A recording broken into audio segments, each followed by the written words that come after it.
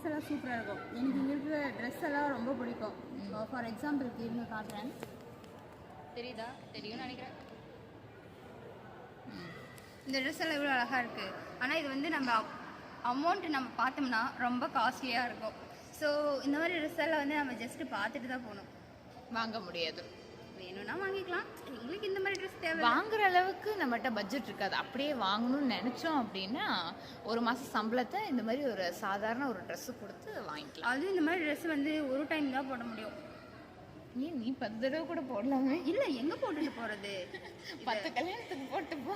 10 கல்யாணத்துக்கு இதே ட்ரெஸ்ஸை போட்டு போய் போட முடியுதா?